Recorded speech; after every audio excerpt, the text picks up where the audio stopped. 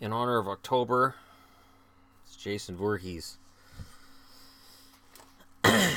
So, and because I didn't have anything Star Trek related.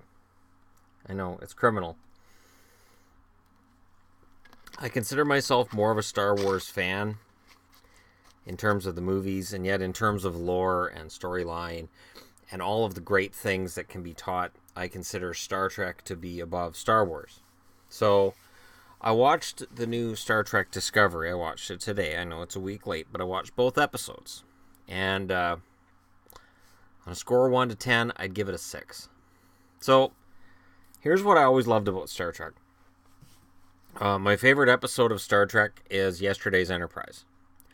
That's from Next Generation, where Enterprise C comes through a rift in time to the future, to Enterprise D, and when it comes through to the future, it changes the whole plot line. So there was never any peace between the Federation and the Klingons, and there's this great fight at the end, but with the way that it resolves itself, the fight never happened.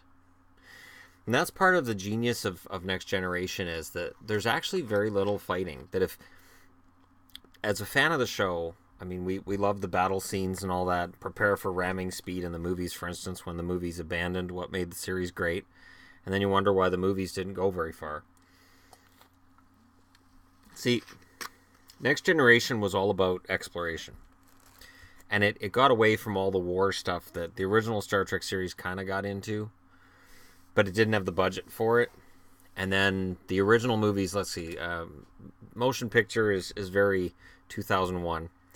Wrath of Khan, there's the greatest war movie ever. Search for Spock, there's some war-like elements to it, but it's very much what its title says. Voyage Home is a wonderful journey. Wonderful journey. Final Frontier, garbage. And then Part 6, which is Undiscovered Country, has a good mix of battles and storylines, but in the end it has this wonderful story about how racism has no place in the future, and that Kirk and the Klingons may never get along, but they will do their best because they're doing it for future generations. So Star Trek Discovery is in now. Star Trek Discovery takes place 10 years before the events in the original Star Trek series, or in the Star Trek movie J.J. Abrams put out. Apparently it takes place in the Prime universe, not the J.J. Abrams universe. And people will debate, well, is it the Kelvin storyline or is it the Prime storyline? Hey, if you've seen the episode of Next Generation where Worf goes between all of these realities, it really doesn't matter. Because there's infinite realities with infinite ideas and infinite endings and outcomes. The only good part of that episode was the end, where all of these Enterprises show up in the same place. And some of them aren't very nice. Some of them are led by Riker coming through a war. Like, that was pretty cool. Star Trek Discovery, as far as I can tell, is about Klingons looking like J.J. Abrams designed them and talking like their mouths are full of mothballs.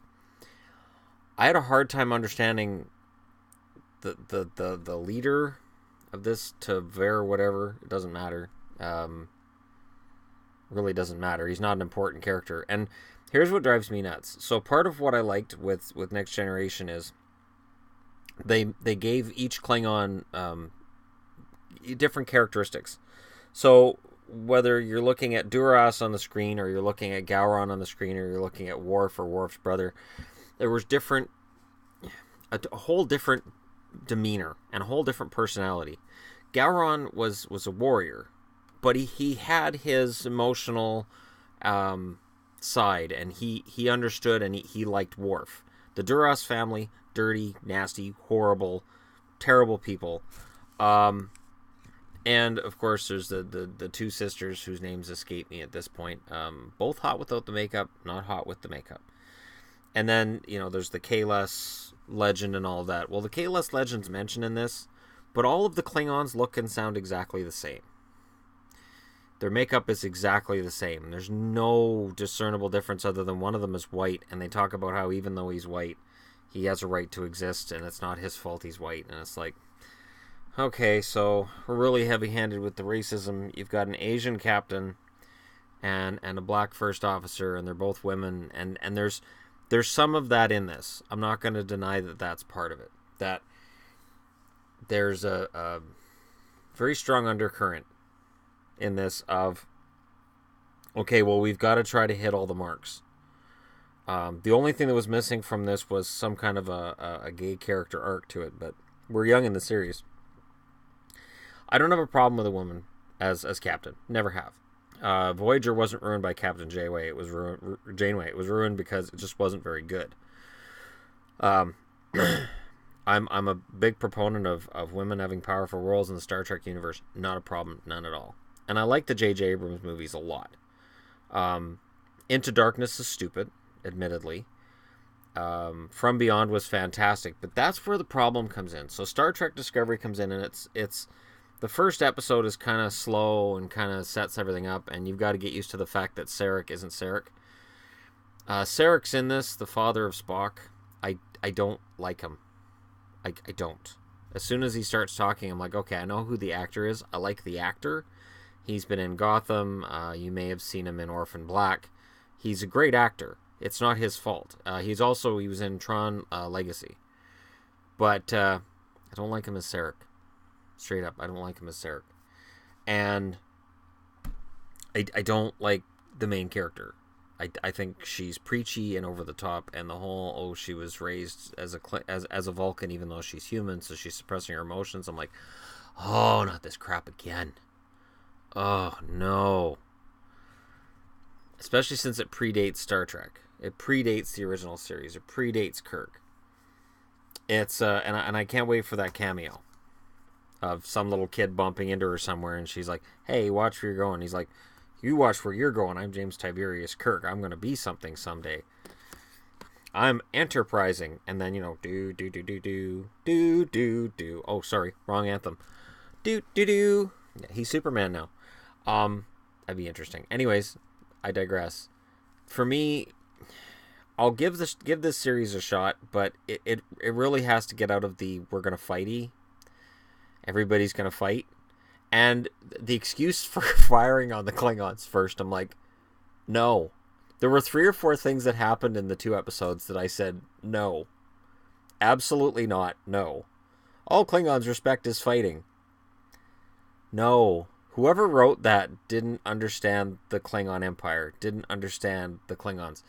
There's no greater honor for Klingons than to die in battle. But to just start a war... No, they're a little more plotting than that. If you remember the original series, the original movies, Next Generation, they don't just start a war. They start a war when they know they can win it. And it's not just, I'm going to, like, the idea of the bad guy in this is, I'm going to unite the Klingons, I'm going to fight with Starfleet. And their words, I come in peace. And then the captain says it, and I'm like, what? No, you wouldn't say it there. That's not the right place to say it. Oh, yeah, it fits the narrative. Yeah, I guess that's the right place to say it. So Michelle Yeoh stars in this. She won't be in the rest of the series, but she stars in it. I thought she was okay. The science officer was all right. He reminded me too much of Odo, and he reminded me too much of Spock. And it's like if you Odo Spock, so I could call him Ock or Spodo. And his name's Suru. It doesn't matter. It's too close to Sulu. It's like if Scooby-Doo's tried to say Sulu, this guy's name would come out. It's not good to have that. There's some interesting places it can go. I understand starting with Klingons. I'm fine with starting with Klingons. You can branch out to Romulans and the Andorians then, but I don't know. Is this the best they could come up with? Is what I kept thinking while I was watching it. You guys can let me know what you think. I know it's getting really good reviews, and I don't like to go against it, but man, I just remember how Next Generation didn't have all this fighting and crap. So that when the fighting showed up, it meant something. If you put all this fighting into the first 2 episodes, there's going to be all kinds of fighting in the 3rd, and the 4th, and the 5th. And eventually, it doesn't mean anything. It doesn't have any impact. In Next Generation, when a fight started, it had impact because we're building up to it sometimes for 2 or 3 seasons. And you're like, holy crap, they're fighting with the Klingons.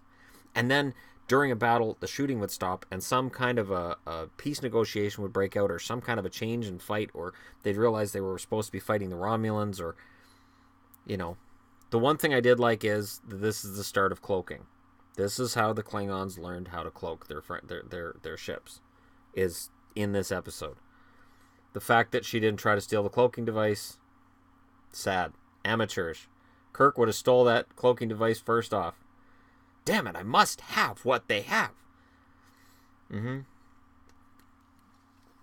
missing Kirk. I will say this too. This does apparently signal the end to the J.J. Abrams created universe. I understand it as too bad because From Beyond was a really fantastic movie. It told a really good story, and it was more of the exploration and less of the war. It brought in a new alien. I understand that Krall was just a standard growly alien, and in this show, the bad guy the first 2 episodes, I'm like, okay, he looks and sounds like Krall, and at that point, I'm like, I'm kind of dismissing him right off the bat. That's not good.